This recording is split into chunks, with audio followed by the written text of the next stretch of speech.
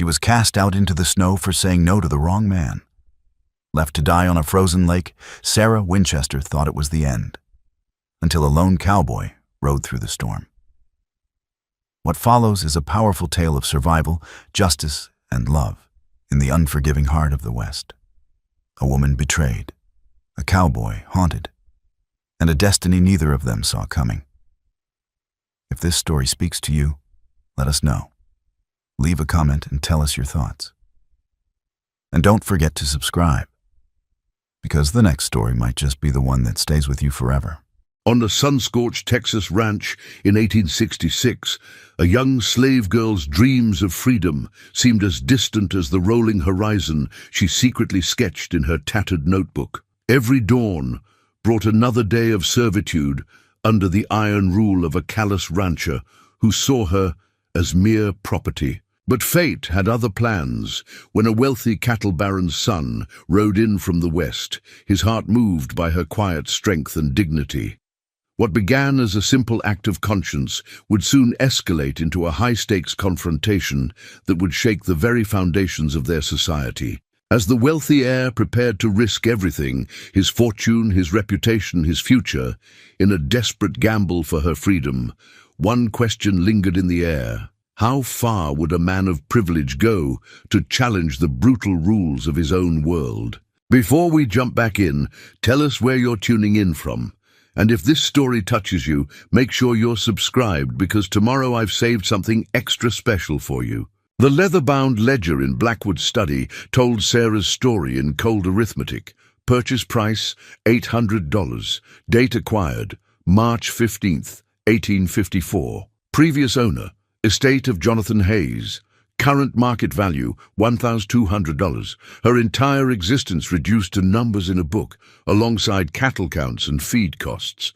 Sarah knew these details because Martha had taught her to read in secret during stolen moments in the kitchen when Blackwood was away on business. The cook had started with simple words, scratched in flour on the wooden counter, wiped away before anyone could see. Knowledge, Martha would whisper, is power they can't take from you. The study, where Sarah dusted each morning, housed more than just ledgers. Portraits of Blackwood's ancestors lined the walls, stern-faced men and women who'd built their fortune on other people's labor. The newest addition was a daguerreotype of his late wife Eleanor, her gentle eyes a stark contrast to the hard faces surrounding her. She was different, Martha had once told Sarah. Miss Eleanor saw people as people. When she died, something in the master died too. The cook rarely spoke of Eleanor now, but her influence lingered in unexpected places, like the small library of books Eleanor had collected, which Blackwood couldn't bring himself to dispose of. The morning's incident at the post had left Sarah's back raw, but she forced herself to move carefully as she worked, knowing Blackwood's guests would arrive soon. The ranch house had to be perfect, every surface polished, every corner dusted, every piece of silver gleaming. Any flaw would mean another session at the post. Through the study window, Sarah could see ranch hands preparing for the visitors. Tom led freshly groomed horses to the front paddock, while other workers hastily repaired fences and cleared debris from the yard. Blackwood's pride demanded a flawless presentation. The sound of hooves announced the guests' arrival. Sarah watched from the window as 5 riders approached, 4 men in expensive suits and one younger man whose bearing set him apart. He sat his horse with natural grace, and even from a distance she could see he handled the animal with gentle confidence.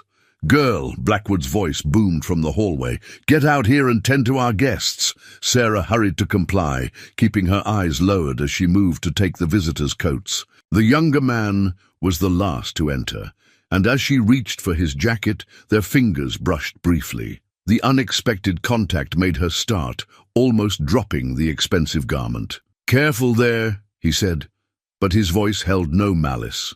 If anything, there was a note of concern. Sarah risked a glance upward and met kind eyes that studied her face with unexpected intensity. "James Carlton," Blackwood announced, clapping the young man on the shoulder. son of the biggest cattle baron in Texas. These other gentlemen represent the railroad interests. He shot Sarah a warning look. Girl, see to the refreshments. In the kitchen, Martha already had a tray prepared with coffee and fresh biscuits. That's young Carlton, is it? She mused, adjusting the cups. Heard tell he's different from his daddy. Runs his own spread up north. Treats his workers fair. Sarah tried not to let hope flutter in her chest. She'd learned long ago that hope was dangerous. Still, as she carried the tray back to the study, she couldn't help noticing how James Carlton's eyes followed her movements, not with the usual dismissive glance of visitors, but with thoughtful consideration. The men were deep in discussion about railroad lines and cattle drives, but Sarah caught fragments as she served them. The railroad would change everything, they said. The old ways of doing things were ending.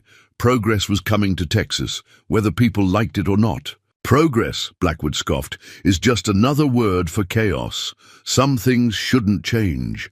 His hand strayed to the ledger on his desk, and Sarah knew he was thinking of the neat columns of figures that defined his world. But when she glanced at James Carlton, she saw something different in his expression. A quiet determination that suggested he might disagree with Blackwood's assessment. As she slipped from the room, she felt his gaze follow her, and for the first time in years, that dangerous spark of hope flickered to life in her heart. The gold watch in James Carlton's hand caught the afternoon light as he checked the time. The business meeting had dragged on for hours, but Sarah noticed he seemed more interested in studying the ranch's operations than the railroad negotiations. His eyes often drifted to the workers in the yard, noting their conditions with a slight frown. "Another coffee, Mr. Carlton?" Sarah asked softly, approaching with the pot. The other men had retired to the veranda to smoke, leaving him alone in the study. "James, please," he said, holding out his cup. His voice dropped to barely above a whisper. "And I saw what happened this morning at the post." The coffee pot trembled slightly in Sarah's hands. "How long has this been going on?" "Sir shouldn't concern himself," she murmured, though her back still ached from the morning's punishment. The practiced words felt hollow, even to her own ears. James set his cup down with deliberate care. "I've seen your drawings," he said, causing Sarah's heart to skip. "Through the study window. You were sketching in the garden yesterday evening. You have real talent." Fear gripped her chest. Had others seen? But James's next words calmed her rising panic. "Don't worry. I was the only one watching. I'm something. Of an artist myself, though nowhere near your skill level." He pulled a small leather-bound sketchbook from his jacket. "May I?" Sarah nodded, unable to speak. James opened the book to reveal detailed drawings of horses, not the rigid, formal portraits common in ranch houses, but living, breathing creatures caught in moments of freedom and power. "Art," he said, "reveals truth, and the truth I see in your drawings is someone who understands freedom in her soul." He glanced toward the window, ensuring they were still alone. "What's your name?" "Your real name, not what they call you here." "Sarah," she whispered, the name feeling strange on her tongue after so long. Few here used it anymore. James removed his watch, turning it over to show her the engraving on the back. "This was my mother's. She taught me that real worth isn't in what you own, but in what you do with what you have." His eyes met hers directly. "I want to help you, Sarah. Will you trust me?"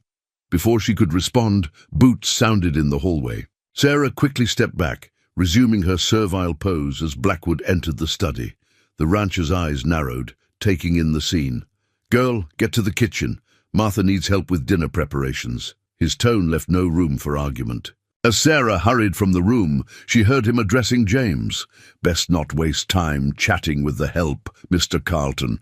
They get ideas above their station." Through the evening, as Sarah helped serve the elaborate dinner, she felt James watching her, not with the predatory gaze she'd learned to fear from some visitors, but with thoughtful consideration. When Blackwood boasted about the ranch's efficiency, James asked pointed questions about labor costs and treatment of workers that made the older man increasingly uncomfortable. After dinner, as the men gathered for brandy, Sarah overheard fragments of heated conversation through the study door as she cleaned the dining room. "Times are changing, Mr. Blackwood," James's voice carried clearly.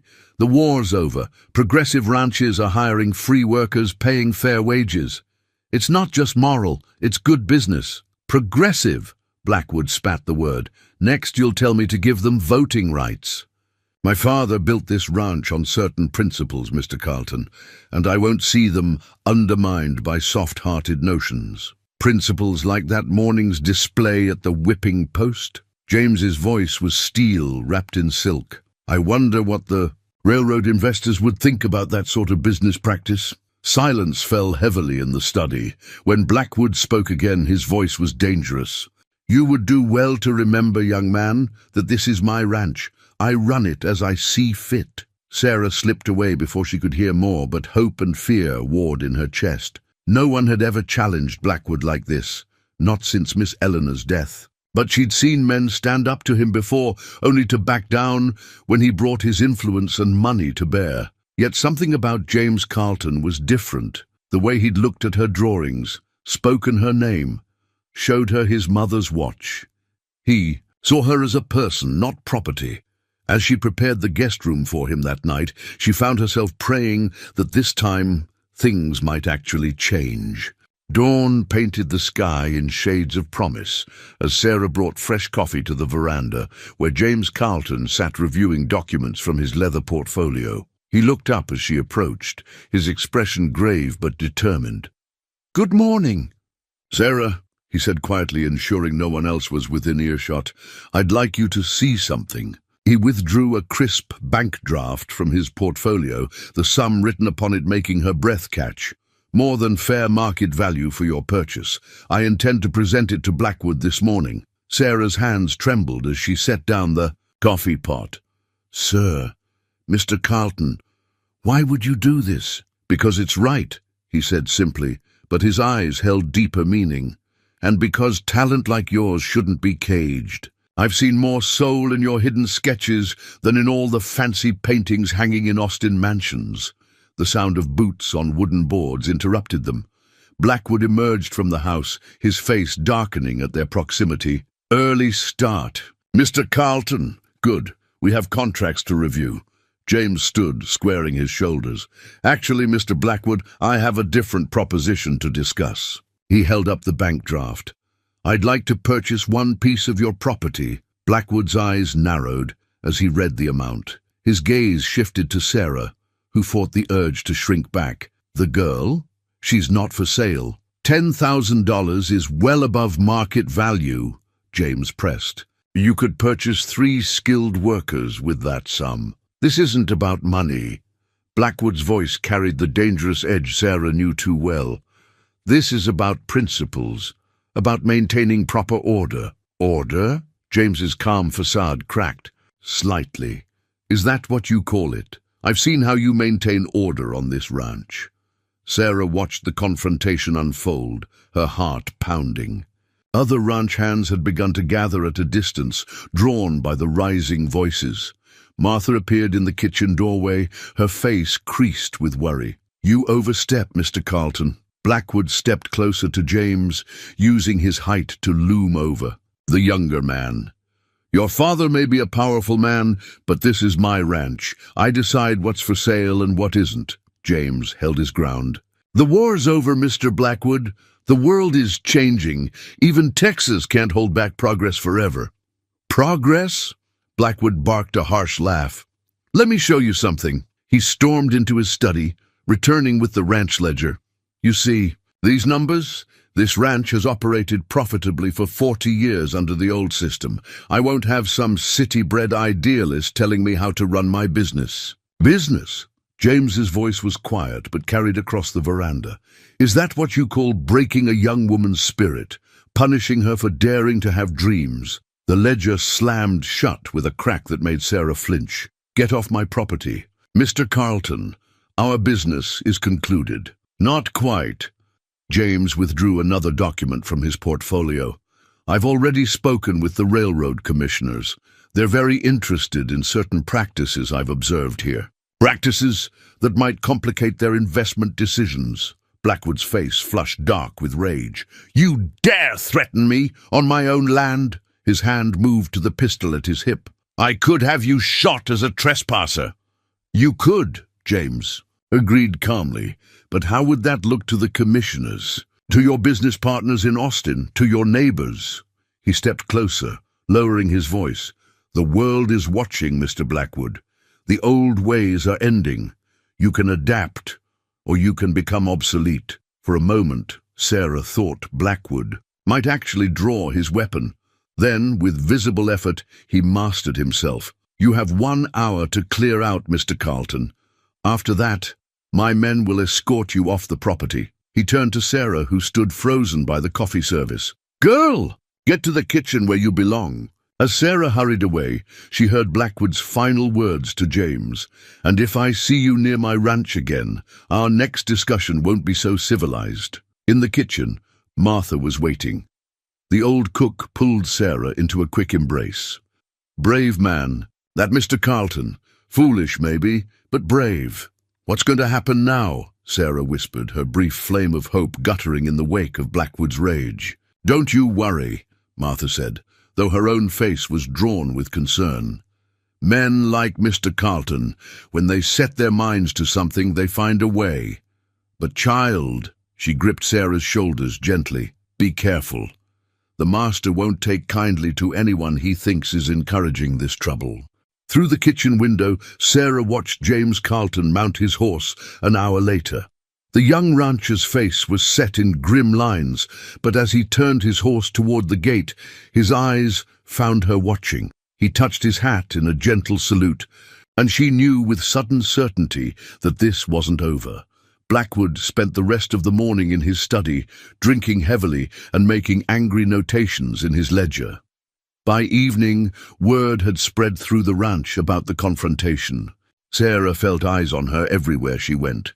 Some sympathetic, others resentful of the trouble they feared she'd brought. That night, alone in her tiny room, Sarah pulled out her hidden sketchbook. With trembling fingers, she began to draw. A man on horseback, silhouetted against a rising sun, his face turned toward freedom's horizon. For the first time, she signed her name at the bottom, not in the corner, small and hidden, but bold across the page. Whatever came next, James Carlton had given her something precious, the courage to claim her own identity, even if only on paper. She fell asleep clutching the sketch, dreaming of a world where she could sign her name in the light of day. The letter arrived 3 days after James Carlton's departure, delivered by a nervous young ranch hand who'd ridden into town for supplies. Sarah glimpsed the elegant Carlton family crest on the envelope as she served Blackwood his evening meal. "The arrogance," Blackwood muttered, scanning the contents. Sebastian Carlton himself, threatening to withdraw his support for the railroad venture unless I reconsider my position. "These city folk think they can dictate terms to me?" He crumpled the letter and threw it into the fire. But Sarah noticed, his hands trembling slightly as he reached for his whiskey. The Carlton name carried weight, even in Texas. That night, she overheard him arguing with his foreman about alternative cattle buyers, contingency plans. Change crept across the ranch like morning fog. Some hands began treating Sarah differently, a few with newfound kindness, others with suspicious glares. Tom, the stable hand, pulled her aside one morning while she fetched water. "Word's spreading," he whispered. "Carlton's been talking to other ranchers, making waves. Some agree with him about modernizing, hiring free labor. Others—" He glanced around nervously. "Just watch yourself. Master's like a rattler been poked with a stick." Martha noticed too. The old cook kept Sarah close, finding excuses to keep her in the kitchen rather than exposed to Blackwood's increasingly dark moods. "That Carlton boy's stirred up more than he knows," she murmured, while teaching Sarah a new biscuit recipe. Maybe that's what's needed. Sometimes things got to get worse before they get better." A second letter arrived a week later, this one bearing an Austin postmark. Sarah was dusting in the study when Blackwood read it, his face growing stormy. Railroad Commission postponing their final decision, he growled. Wanting additional assurances about labor practices. Carlton's been busy. That evening, Blackwood called his most trusted hands to the study. Sarah, serving coffee, caught fragments of their discussion. Words like resistance and example floated through the door. The next morning, the whipping post saw use 3 times before noon, but something had shifted. Each crack of the whip seemed to echo the changing times, every blow revealing the desperation of a man trying to hold back the tide. Even as Blackwood tightened his grip, his power was slipping. In her hidden moments, Sarah continued to draw. Her sketches changed, no longer just dreams of freedom, but portraits of change itself. A crumbling whipping post, a railroad cutting through old boundaries, a young man on horseback leading others toward dawn. Hope, she was learning, could be as dangerous as defiance. But for the first time, she wasn't facing danger alone. Sarah recognized James Carlton's cattle brand, a stylized LC within a rising sun, on the side of the supply wagon that pulled into the ranch one dusty afternoon. The driver, a weather-beaten man named Rodriguez, seemed to take an unusually long time unloading his goods, sharing gossip with the ranch hands. "Carlton's been busy up north," he said loudly enough for Sarah to hear as she swept the porch. "Sold off his prize breeding bulls, consolidated 3 herds into one. Man's liquidating assets like he's planning something big." Later, in the kitchen, Martha pressed a folded newspaper into Sarah's hands.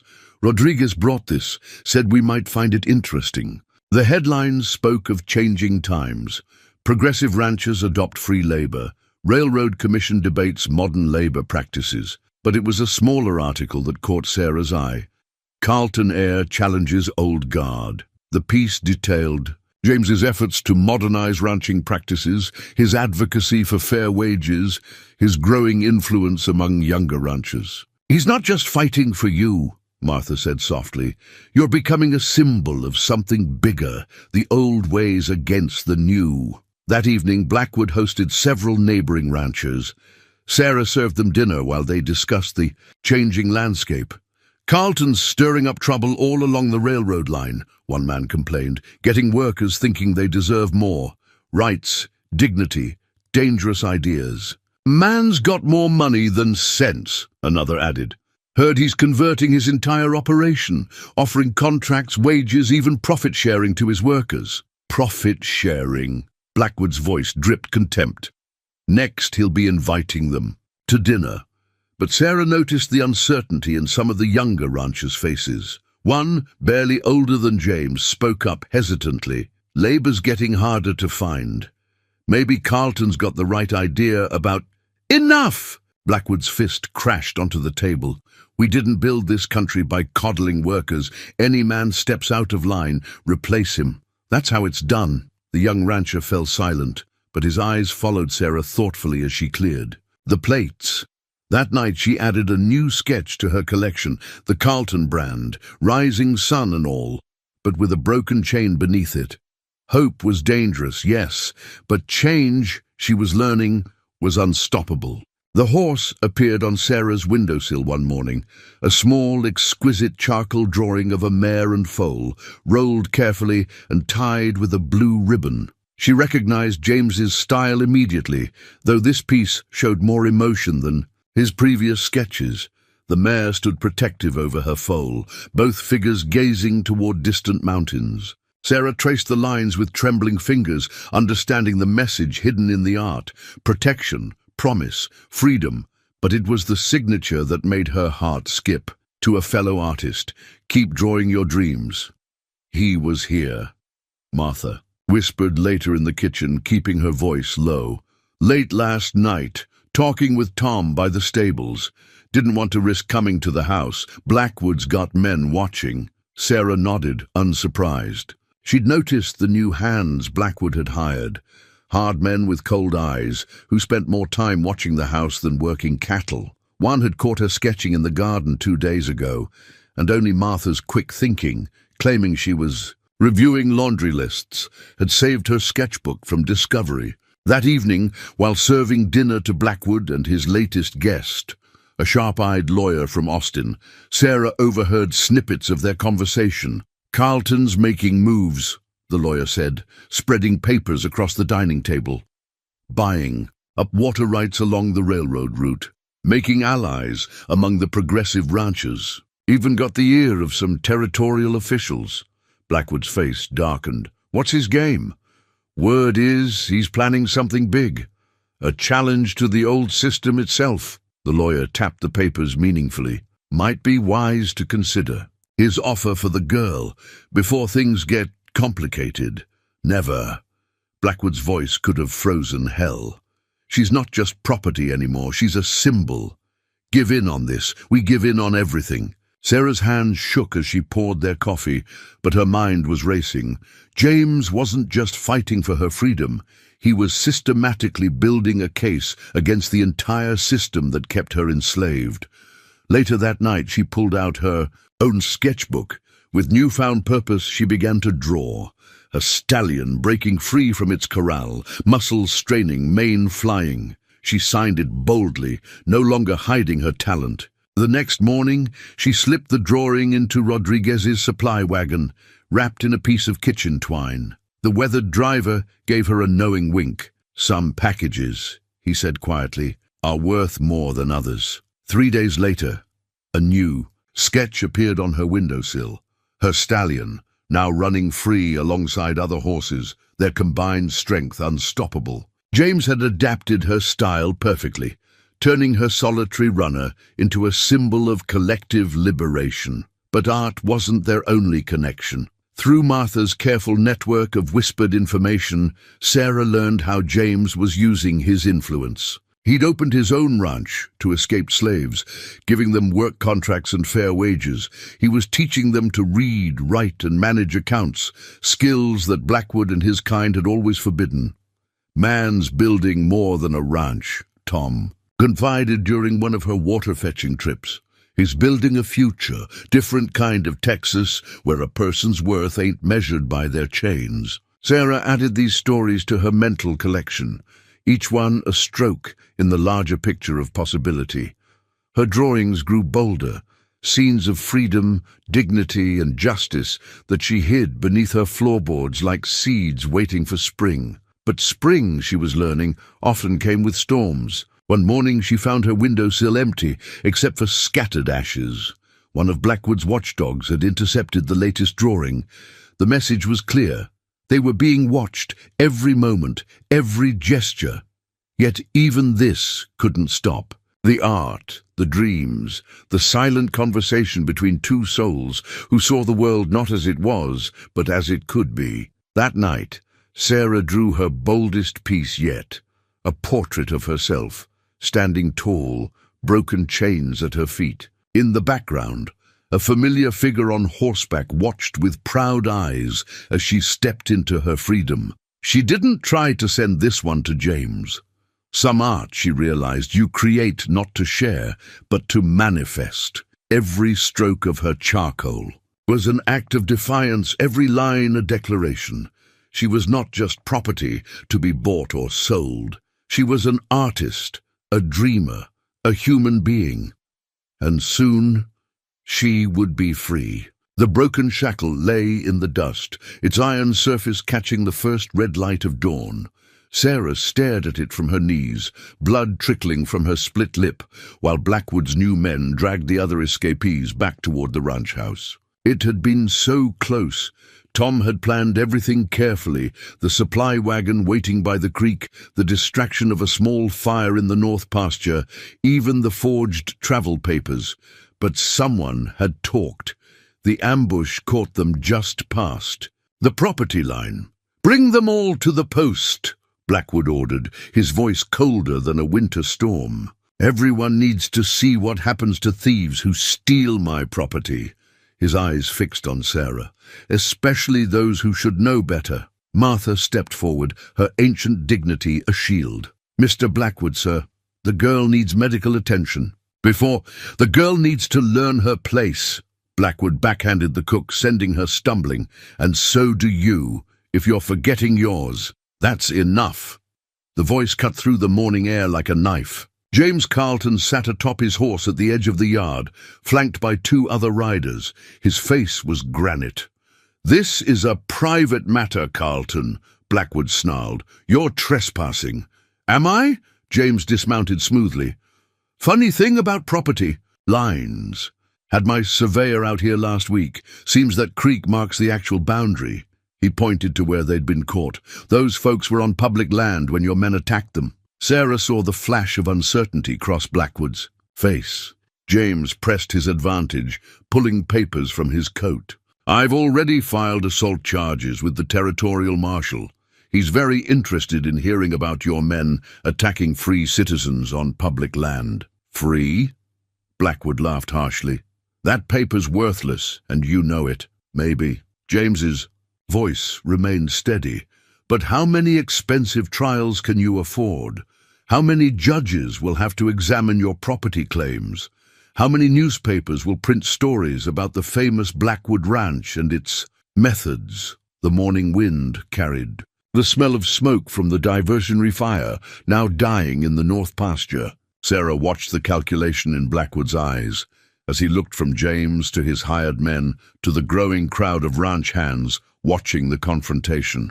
"Take them to the cells," he finally ordered. "We'll deal with this legally." He turned to James. "Happy now, boy? Playing by the rules you wanted?" "No!" James stepped closer, his voice dropping. "But it's a start. And next time, old man, next time I won't be playing at all." They locked Sarah in the ranch's storage cellar, a cramped space that served as a makeshift jail. Through the tiny window, she watched James ride away, his straight back a promise of return. Hours later, Martha snuck down with bandages and whispered, "News. 3 made it," the cook murmured, cleaning Sarah's wounds. "The ones who went east instead of north. Carleton's men found them, took them to his ranch." She pressed a cool cloth to Sarah's lip. "He's got a plan, child. This wasn't a failure. It was a test. Now he knows who's loyal to Blackwood, who can be trusted." Sarah touched the crude iron bars. "And the others? Tom? Locked up same as you, but alive." Martha's wrinkled hand squeezed hers. "Carleton made sure of that. Man's playing a deeper game than Blackwood knows." That night, alone in her cell, Sarah pulled a piece of charcoal from her dress pocket, the one thing they hadn't taken.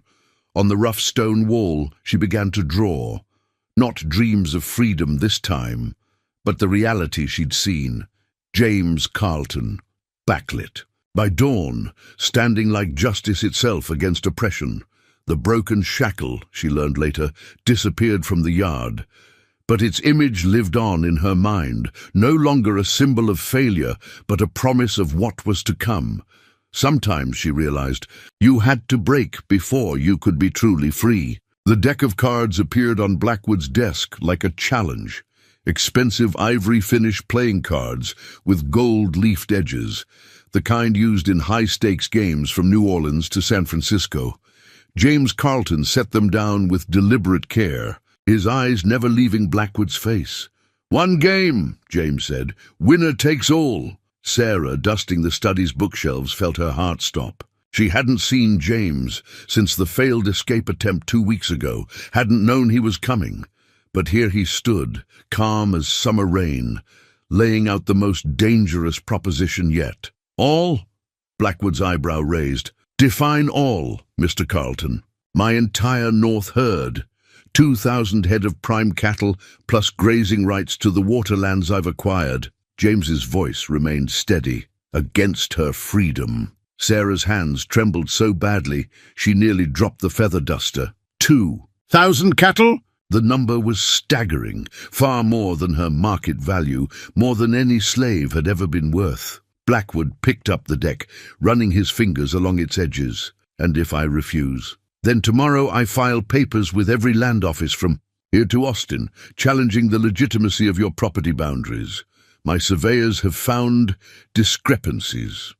James smiled thinly. "Imagine the legal fees, the delays. The Railroad Commission would have to postpone their contracts pending resolution." The silence stretched like hot taffy. Sarah hardly dared breathe. Through the window, she could see ranch hands gathering, word of the confrontation spreading. Like wildfire. "One game," Blackwood finally said. "5-card draw, 2 days from now here in my study. Witnessed by the county judge and 3 independent ranchers." "Agreed," James nodded, "and the girl remains unharmed until then. Any mark on her, any accident, and the deal's off." Blackwood's face darkened. "You question my honor?" "I question everything about you." James placed a hand on the cards. 2 days. Have your witnesses ready." After he left, Blackwood sat staring at the deck for a long time. Finally, he looked up at Sarah. "Girl, bring me my whiskey, the good bottle." That night, Martha smuggled Sarah an extra candle and a scrap of paper. "Write," the cook whispered. "Write everything you dream of doing when you're free. Man doesn't risk 2,000 cattle without a plan." Sarah's hands shook as she wrote, not in the flowing script Martha had taught her, but in simple, stark words. "Learn to ride, draw in the open, use my real name, see the ocean. Carlton's been planning this for weeks," Martha continued, keeping her voice low. "I've been winning big in every poker game from here to Dallas, building a reputation, making sure word got back to the master." "But why cards?" Sarah whispered. "Why not just keep fighting legally?" "Because of what it means." Martha's eyes were knowing. A game of chance, witnessed by the county's most respected men. If he wins, ain't just you getting freed. It's Blackwood's whole way of thinking that loses. Public, legal, final. Through the next day, Sarah watched the preparations. Blackwood had his men cleaning the study, setting up the poker table, bringing in extra lamps. He spent hours practicing with the cards, his face growing darker with each glass of whiskey. But it was the arrival of Rodriguez's supply wagon that gave Sarah hope. The weathered driver handed her a small package along with the regular supplies. Inside, wrapped in cloth, she found a single playing card, the Ace of Hearts, with a message. In James's hand, "Some games are won before the first card is dealt." That night, Sarah added to her wall drawing in the cellar a pair of hands holding cards, but behind them a rising sun. The same sun from James's cattle brand, the same sun she'd sketched so many times in her dreams of freedom. 2,000 cattle, her entire worth in Texas Longhorns, ready to be wagered on a turn of a card. But as she stared at the Ace of Hearts, Sarah realized this game wasn't about money or property at all. It was about changing the rules. The stack of property deeds lay spread across James Carlton's camp table, each one representing a piece of his carefully built cattle empire. Sarah caught glimpses of them as she served coffee to the gathering. Witnesses, prominent men from across the county, arriving early to verify the stakes of the upcoming game. 2,000 head of prime stock, Judge Henderson mused, examining the documents, plus water rights along 3 major creek systems. "Carlton, my boy, that's a fortune you're wagering." James's eyes met Sarah's briefly as she poured his coffee. "Some things are worth more than fortune, Your Honor." The judge's wife, a stately woman with silver hair, studied Sarah with thoughtful eyes. "Indeed they are," she murmured, too quietly, for the others to hear. Blackwood hosted the witnesses for dinner, a show of hospitality that fooled no one. Sarah noticed his hands trembling slightly as he lifted his wineglass, though his voice remained strong. He'd spent the afternoon with his lawyers, reviewing documents, making sure every detail was legally binding. "Your father will disown you for this," one of the visiting ranchers told James during the meal. "Sebastian Carlton isn't known for tolerating risks to the family business." "My father taught me to fight for what I believe in," James replied evenly. "He may not agree with my methods, but he understands principle." Later, as Sarah cleared the dishes, she overheard Martha talking with the judge's wife in the kitchen. "It's not just about the girl," the cook was saying. "Mr. Carlton's been buying up land all along the railroad route, offering contracts to breed workers, teaching them to read and write. Building a new kind of ranch," the older woman nodded. "My husband says he's already got 30 families settled on his northern property. Former slaves, all of them now earning wages, learning trades. A man who'd risk everything on a card game, Martha mused. Might be just the kind of man Texas needs right now. That evening, as the witnesses retired to their rooms, Sarah caught a glimpse of James walking alone in the garden. He was practicing with the cards, his hands moving with fluid grace as he shuffled. But it was his expression that held her attention. Not anxiety about the stakes, but the calm certainty of a man who'd found his true purpose.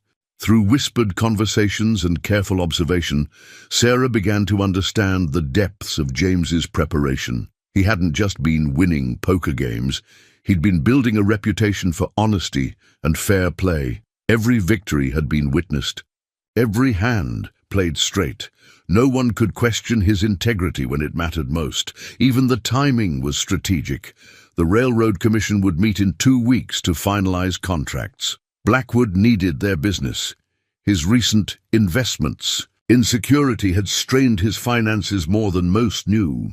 He couldn't afford a lengthy legal challenge to his property lines, not with the commission already questioning his labor practices. "Man's got him boxed in tight as a new saddle," Tom whispered during her evening water run. "Win or lose tomorrow. Things are changing. Carlton's made sure of that." Sarah spent that night adding to her wall drawing in the cellar. The property deeds transformed into wings, lifting her sketch of James toward that ever-present rising sun. Hope was no longer just a dream. It had become a strategy, a calculation, a carefully dealt hand of cards. In her hidden sketchbook, she drew one final picture, a portrait of herself as she hoped to be tomorrow, head high, eyes clear, standing as an equal among the witnesses to her own liberation. At the bottom, she wrote the words she'd practiced, in secret for weeks, Sarah Carlton. Then she stopped, shocked by her own presumption, but the name remained, a whispered possibility, a future dealt from a deck of ivory cards with gold-leafed edges. The hidden ace slipped from Blackwood's sleeve like a serpent, quick and deadly. In the lamplight of the study, Sarah saw it clearly from where she stood serving drinks to the witnesses, saw too the slight widening of James's eyes, the only indication he'd caught the deception. The evening had started formally enough. Judge Henderson sat at the head of the table, flanked by 3 prominent ranchers. The property deeds and bill of sale lay before him, each document carefully verified. The ivory cards gleamed as challenger, performed the first shuffle. "Standard 5-card draw," the judge announced. "1 round, winner takes all. Mr. Carlton's 2,000 head of cattle and water rights against the freedom and papers of the girl called Sarah." He looked at both men. "Are these terms accepted?" "They are," James said quietly. Blackwood merely nodded, his eyes never leaving the cards. The first hands were dealt, each card falling with the weight of destiny. Sarah watched James study his cards, his face composed. Blackwood's expression was harder to read, shadows from the lamp dancing across his features. "3 cards," Blackwood said, discarding. "2. James responded. The replacements were dealt, and then Sarah saw it. The practiced movement as Blackwood reached for his whiskey glass, the ace sliding smooth as silk from his sleeve. Before she could react, Judge Henderson's hand shot out, grabbing Blackwood's wrist. "I believe, sir, you've just invalidated our agreement." The room exploded into motion. Blackwood lunged to his feet, overturning the table. Cards scattered like leaves in a storm. Through the window, Sarah glimpsed armed men rushing toward the house, Blackwood's security responding to the chaos. "You have no proof," Blackwood roared, but his face had gone pale beneath its flush of whiskey. On the contrary, James's voice cut through the tumult. He reached into his coat, withdrew a small camera obscura device. "The latest technology from Boston. Been recording the whole game." He smiled thinly. "The Railroad Commission will find the photographs particularly interesting." Blackwood's hand moved to his gun, but 3 witnesses already had their weapons trained on him. Outside, more riders were arriving, James's men, positioned for just this moment. "You planned this," Blackwood whispered. "All of it. The game, the witnesses, the camera." "I planned for your nature," James corrected. "You're predictable." Mr. Blackwood, push a man's pride hard enough, he'll reveal who he truly is. Judge Henderson cleared his throat. Given the circumstances and the witnessed attempt at fraudulent play, I have no choice but to declare this game and its stakes forfeit to Mr. Carlton. You can't, Blackwood started. I can, and I have. The judge's voice was iron. The law's changing, Marcus. Men like you either change with it or get left behind. Sarah hardly dared breathe as James picked up her bill of sale from among the scattered cards. By right of forfeit, and witnessed by this company, I declare these papers void. He struck a match, touched it to the document's corner. And this woman free. The paper caught quickly, curling into ash. Sarah felt tears on her cheeks, unashamed, but Blackwood wasn't finished. With a roar of rage, he drew his pistol. No slave makes a fool of me! Several things happened at once. Sarah saw the gun swing toward her. She heard James shout a warning. And then Martha, dear brave Martha, accidentally tripped while carrying a pot of hot coffee. The scalding liquid caught Blackwood full in the face. His shot went wild, splintering. A bookshelf. Before he could recover, James and two witnesses had him disarmed and pinned. That's assault with deadly intent, Judge Henderson said grimly. Witnessed by officers of the court. The law's clear on that, even in Texas. Through the door, Tom appeared with the territorial marshal and two deputies. Perfect timing, James said, unsurprised. The marshal's been waiting to serve several warrants. Seems there are questions about certain property arrangements, worker treatment, and now attempted murder. Sarah watched them lead Blackwood away, his fine clothes coffee-stained, his dignity in tatters. The man who had ruled her world for so long suddenly seemed small, diminished by his own hatred. Miss Sarah, James's voice was gentle. She turned to find him holding a new document. Not a bill of sale, but a certificate of emancipation. Your papers, properly witnessed and signed. You're free to go wherever you choose. Her hands trembled as she took the document. Martha appeared beside her, wrapping a shawl around her shoulders.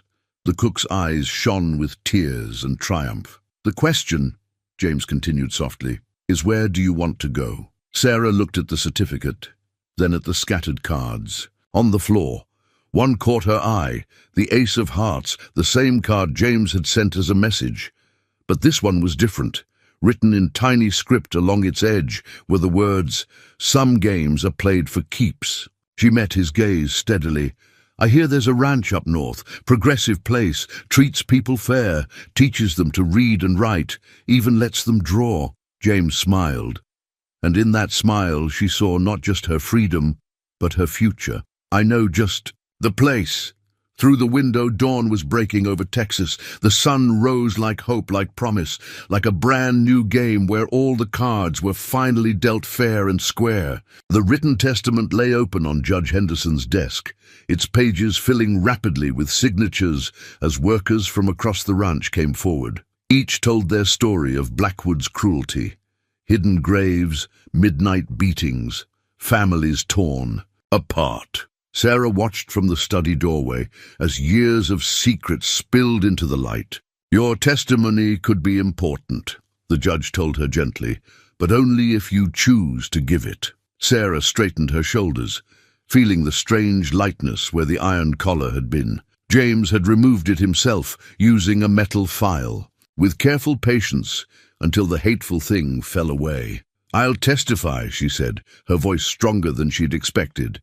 Some stories need to be told. Outside, the ranch hummed with nervous energy. Blackwood's hired men had fled upon his arrest, leaving a power vacuum that nature abhors. Several older hands had stepped up to maintain order, led by Tom, who'd apparently been James's eyes and ears for months. Carlton's offered contracts. Do any who want to stay on, Tom announced to the gathered workers. Fair wages, proper housing, schooling for children, same as he does up north. Martha appeared at Sarah's side, pressing a cup of coffee into her hands. Drink this, child. It's been a long morning. The cook's eyes were bright with unshed tears. Never thought I'd live to see this day. James was in the barn, consulting with the marshal about Blackwood's books. They'd found hidden ledgers documenting years of illegal dealings, stolen cattle, forged papers, bribes paid and received. The evidence mounted with each passing hour. "The territorial governor's been looking for a test case," the marshal explained.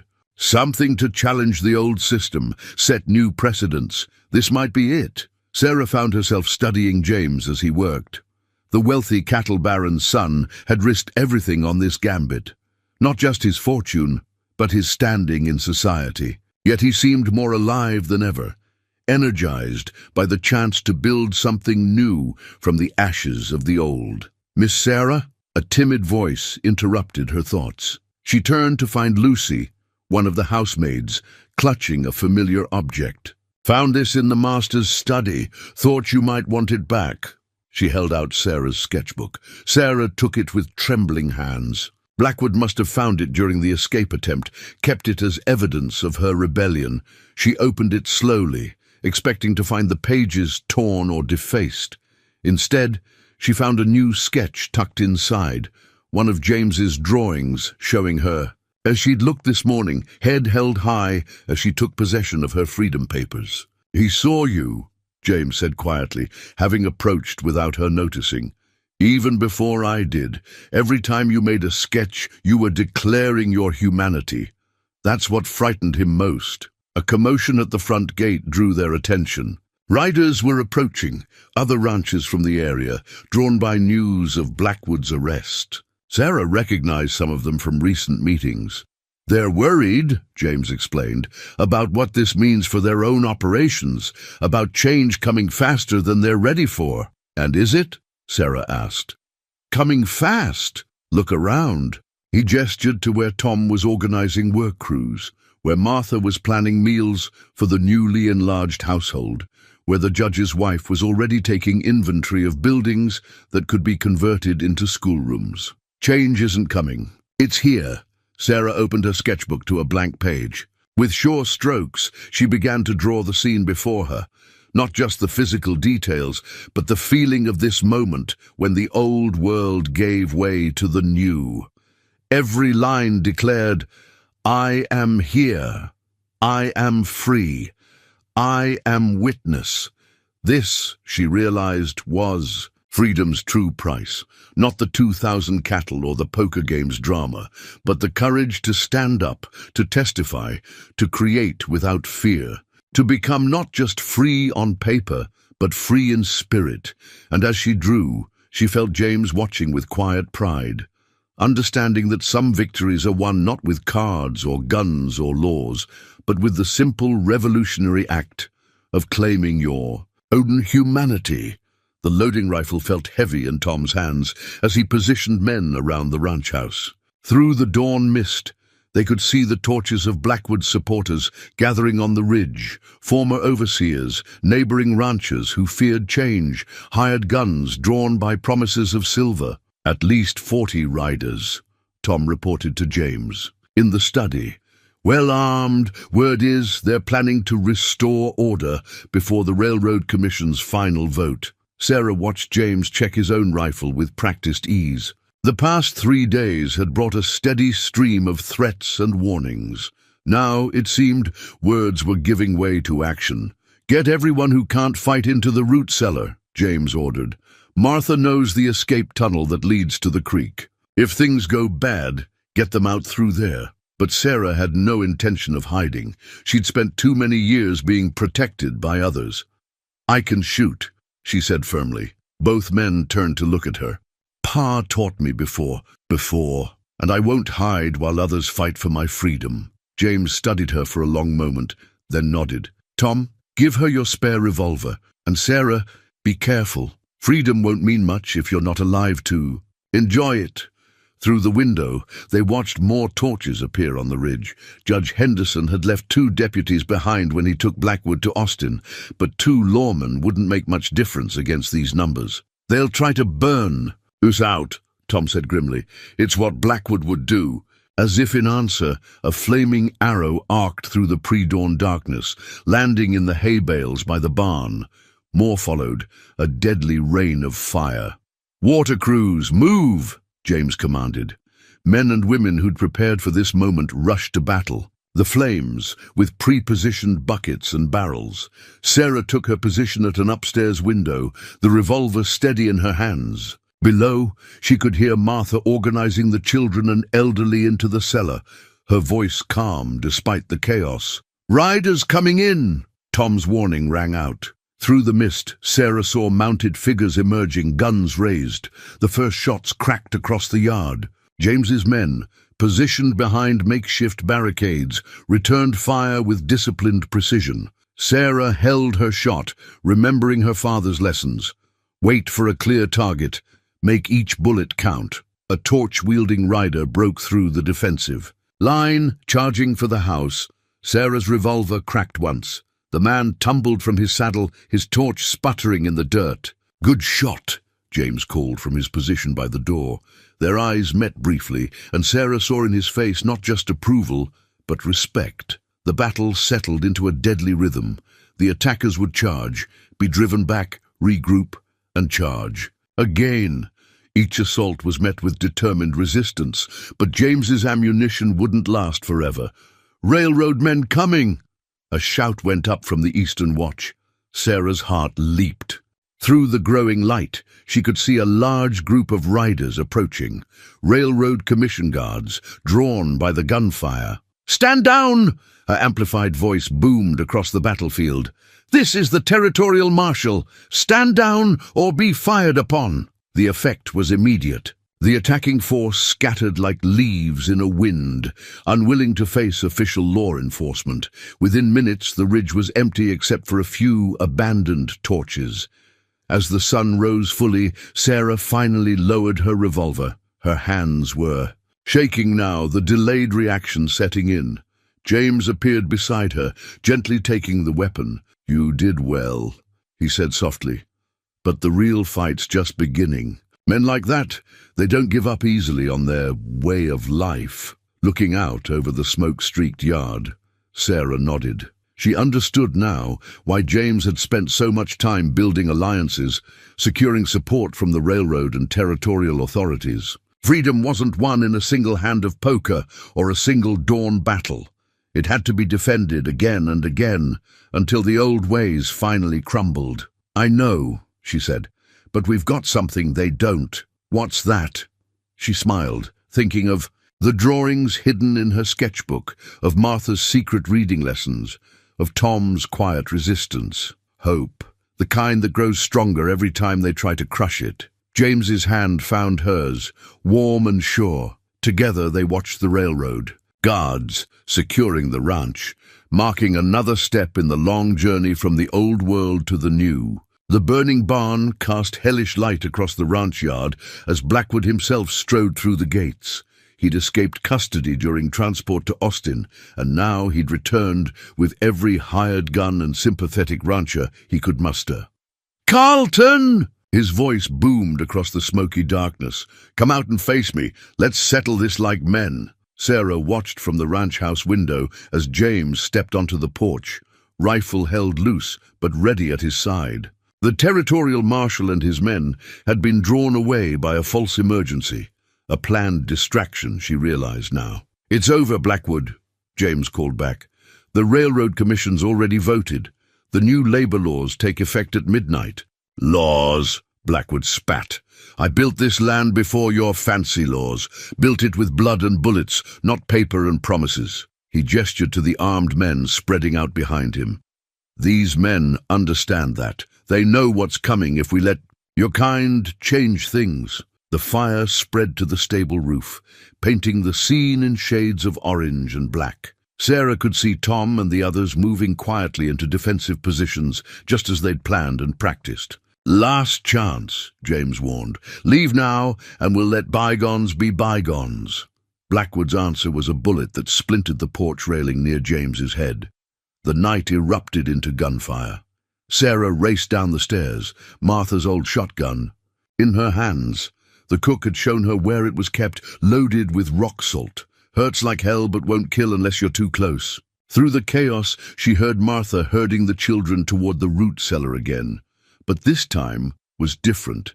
This time they were fighting not just for survival, but for a future they could already taste. "Right flank!" Tom's shout cut. Through the noise, Sarah saw what he meant, Blackwood's men trying to circle around toward the vulnerable back door. She took position at a window, the shotgun's report adding to the din.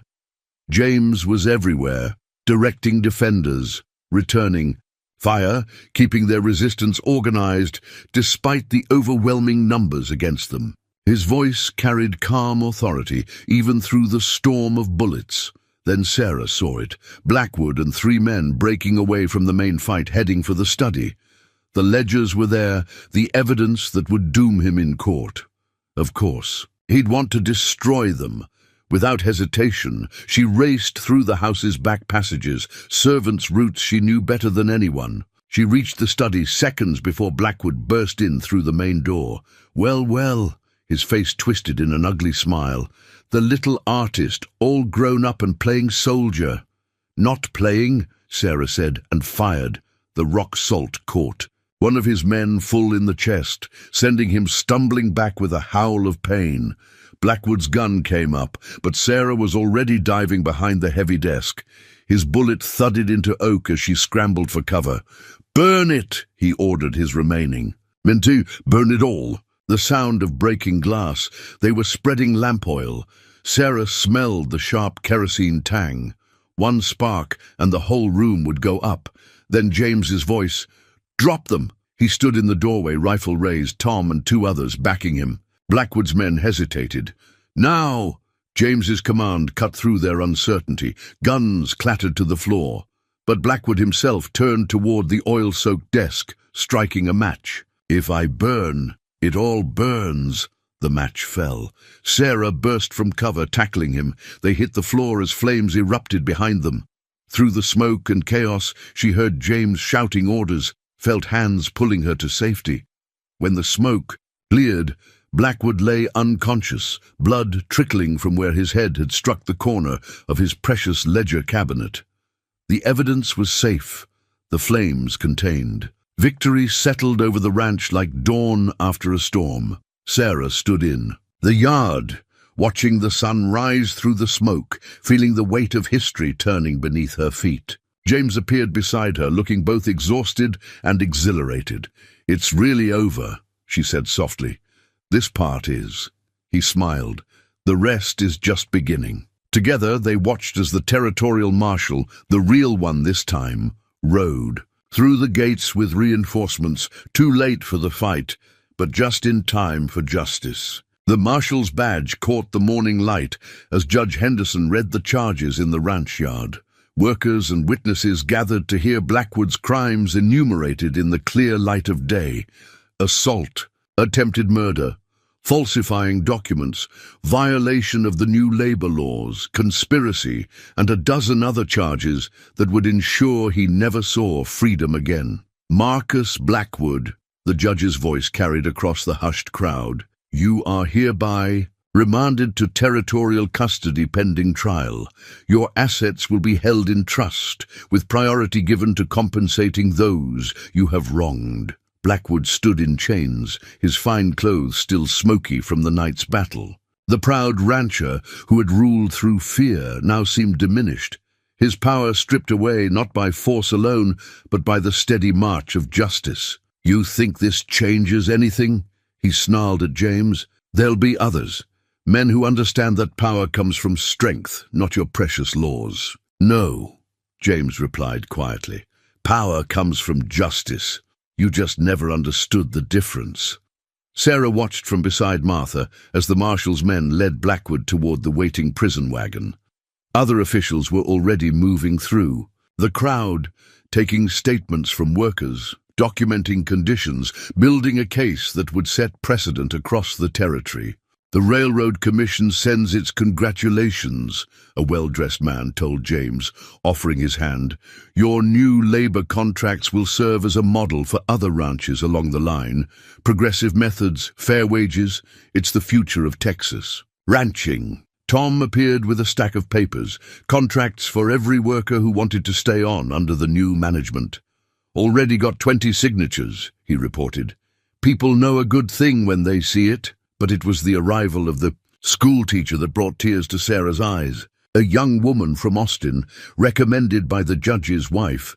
She carried books and supplies for the ranch's first proper school. "We'll start with reading and writing," she announced to the gathered children and adults alike. "Then mathematics, history, science, whatever you want to learn."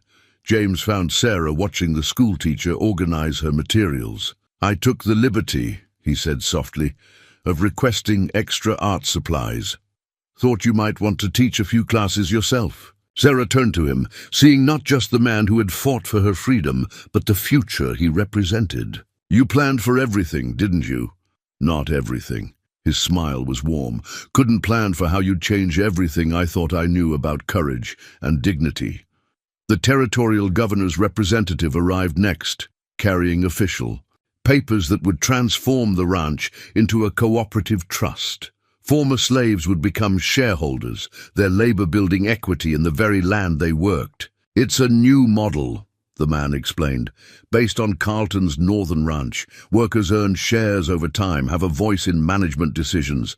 Success is shared, just like responsibility." As the morning progressed, more changes took shape. The old slave quarters were marked for demolition to be replaced with proper family homes. The whipping post was torn down, its wood thrown into the still smouldering remains of the barn fire. Martha organized a celebration feast, cooking up everything she could find in the kitchen. "A free meal," she declared. "Cooked by free people, served to free people." Sarah found herself at the center of it all, her story already becoming legend. The slave girl whose art had captured a cattle baron's heart, whose dignity had inspired a revolution in ranch management, whose courage had helped bring down the old system. "Tell us about the poker game," children begged, gathering around her. "Tell us about the shooting." But Sarah had a different story to tell. Taking out her sketchbook, she began to draw as she spoke, showing them how art had kept her spirit alive during the darkest days, how it had helped her see beyond the boundaries others tried to impose. "Freedom," she told them, "isn't just in papers or laws. It's in here." She touched her heart. "In the dreams you refuse to surrender, the dignity you hold on to, the future you dare to imagine." James joined her as the sun began to set, the ranch peaceful at last. Together, they watched workers heading to their homes, not as property, but as people with a stake in their own destiny. "Ready to head north?" he asked. "My ranch could use an art teacher too." Sarah looked at the land she had known all her life, seeing it new in the light of freedom. "Yes," she said simply, "I'm ready for the next chapter." The marriage certificate gleamed with fresh ink in the morning sun, the words, "James Carlton and Sarah Freeman," written in elegant script. Sarah had chosen her surname herself, because every free person should have a family name. James had said. The ceremony was held on James's northern ranch, under a canopy of Texas oaks. Workers and their families gathered to witness the union, along with railroad officials, progressive ranchers, and even James's father, Sebastian Carlton, who had surprised everyone by not only attending but standing proudly beside his son. "You changed my mind," the elder Carlton had told Sarah the night before. "When James first wrote about risking everything for a slave girl, I thought he'd lost his senses. But then he sent me your drawings." He pulled one from his coat, her sketch of the broken chains. "That's when I understood what he saw in you. Not just talent, but vision." Martha had come up from Blackwood's old ranch, now a thriving cooperative, to bake the wedding cake.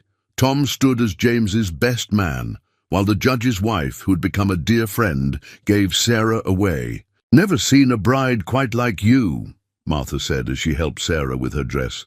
"Most girls just dream of marriage.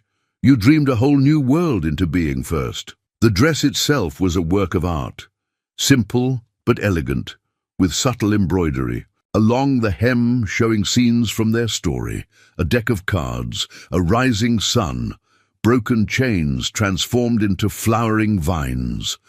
Sarah had designed the pattern herself. After the ceremony, as guests mingled and celebrated, Sarah took in the changes, already visible on James's ranch. The newly built schoolhouse stood proud near the main house, its windows bright with children's artwork.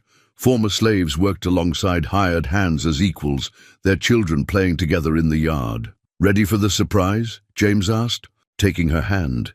He led her to what had been an unused barn, now transformed into an art studio.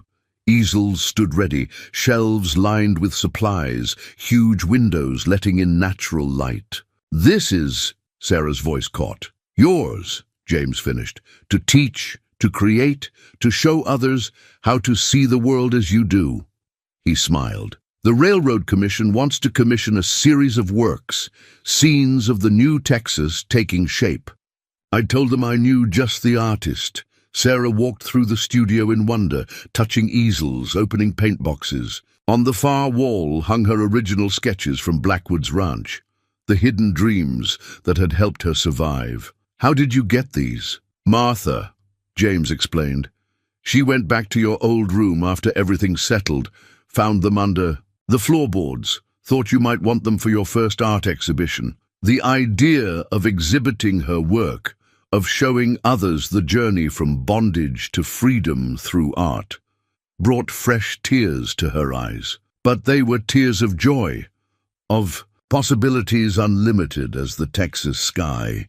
As evening approached, the celebration moved to the main house. Workers and guests alike shared stories, songs, and dreams for the future.